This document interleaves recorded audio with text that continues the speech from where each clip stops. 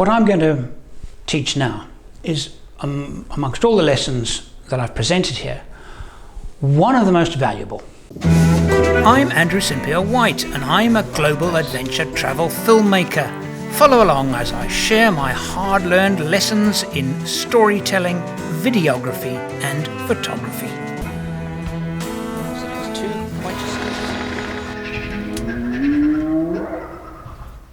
It's something I like to call the 4-second rule. Now, you go out and you film a whole lot of footage to bring it all together in your edit suite, and now it's time to actually mold the story. Now, if you're making a big vase, a big vase or a big pot, you need a lot of clay. If you're making a small pot, you need enough clay. And that's so common with videographers filming, is that they get to their editing room and they just don't have enough clay. They don't have enough material. To keep an audience captivated, you have to feed them information. So while you might have somebody talking to camera and talking about something very interesting, like I am doing now, without me actually showing other stuff, in other words, having other material to show you, you'd get pretty bored of just looking at my face talking. So what I'm going to do with this particular lesson is I'm going to show examples where I have used this rule while filming and what it has resulted in. So I'm going to run now unbroken camera footage from camera start to camera stop. And I'm going to mark with titles what I'm doing. So you can try and get into my head, because when a whole lot of things happening, I'm filming and my mind is looking at other things, and then I'm finding another shot, and then I'm finding another shot, and I'm finding another shot, and I'm getting all of these different options for storytelling. But here's the secret, and here is this is what this is all about. When pointing your camera at a subject, don't move it at all. 4 seconds is the minimum amount of time where when you come back in your editing room and there you've got a nice shot, it needs to run for at least 4 seconds, minimum 4 seconds, for it to be useful. If it's 6 seconds, 8 seconds, 10 seconds, doesn't matter, but it must be more than 4. That's why I call it the 4-second rule. When filming, often it's a problem because you'll be pointing and shooting, and then you'll get back into the cutting room and you'll see, oh, you got that shot and that shot and that shot and that shot. But they're all 1.5 seconds long. They're useless. It's very common. So I'm going to find 3 pieces of footage where I let the camera run. But while I let it run, I was moving, framing, and counting to at least 4 with not moving the camera at all.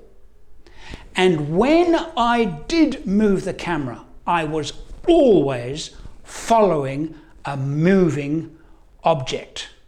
My principal subject matter was moving, and I moved with it. I'm going to do this a few times because I believe this is so important to good storytelling and being able to grab footage that you can use in the storytelling process in the editing room. Let's get started. Okay. Anyone? You want to? 看你老婆吧，然后在那边自拍照，他俩要发给我看一看。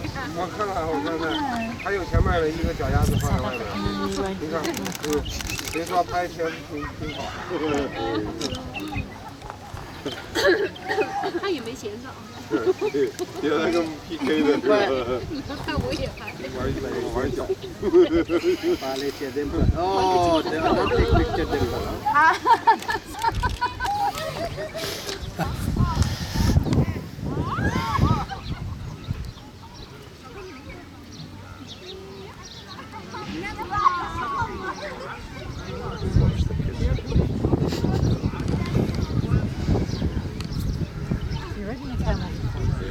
stink. They do. Oh, It's a weird sensation. just going down for a male. Yeah, I can picture that.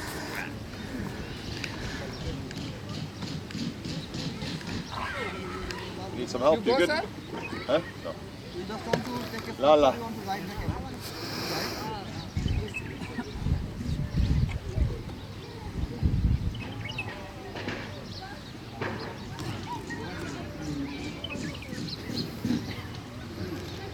No.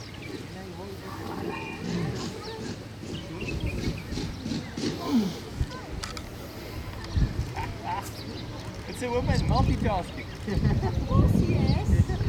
I'm a mother. I can do anything. 10 million things.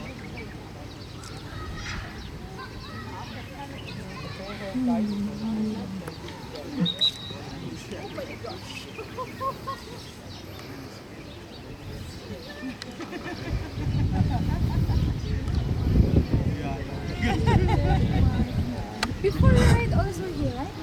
And they go there off.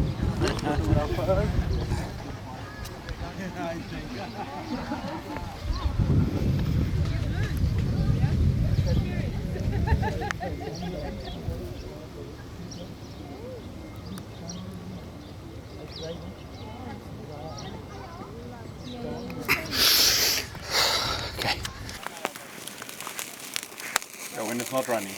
No. Ground I could get control into trouble. to Major Tom. You've got 4 wheels in the air. Press the button, you will go up. Geez, that is full. It's not even 5 o'clock yet. 2 Malutis and you're like that already, yeah. Must be the altitude. It's amazing what happens at 3,000 meters.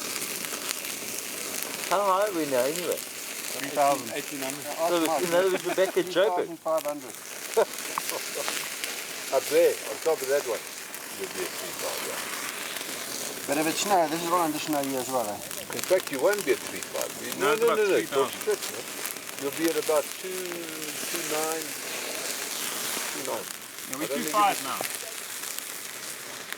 2.5. We're 2.5, yeah. Okay, yeah.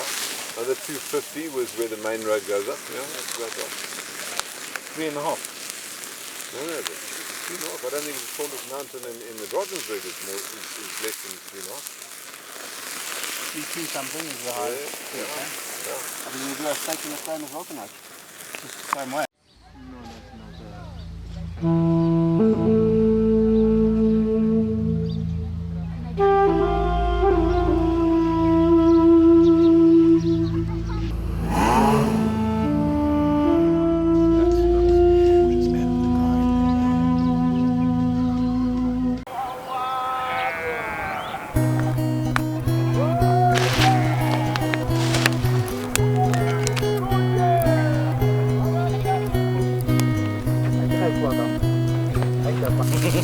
It's amazing what happens at 2,000.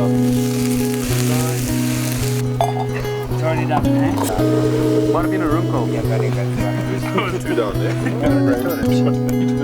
Because Is that the I don't know how to channel? tell you this, but it's self-service. You see, it's all very well getting great B-roll footage, but then so frequently you get into the editing room, and if you don't have a lot of experience, you get incredibly frustrated with the footage that you've captured because you haven't got enough of it. Not only not enough shots, but not enough length of each shot. So again, to reiterate, 4-second rule. Actually count it in your head, because you'll find that your brain will think it's 4 seconds, and it's actually not 4 seconds. It's like 2 seconds. It's like 1.5 seconds. You know, 1 Mississippi, 2 Mississippi. And while you're doing it, you hold that camera absolutely still as humanly possible. No move, no zoom, no pan, nothing. A nice frame using the 2/3 rule, just a nice image, and wait for the image to change, action to happen in the frame. In the next video, I'm going to talk about doing exactly that. How do you hold the camera really, really still? Okay, it might be something that's obvious. Do you need a tripod? Sometimes you can't carry a tripod. It's too heavy, it's too big. What else can you use when shooting in the field, shooting, you know, off the hip, off the cuff, just kind of grabbing shots? How do you keep the camera really, really steady? Take a look at Beafilmmaker.com. I have several online courses on offer, and if you look in the description below, there's more than 50% discounts on all of those courses. See you next time.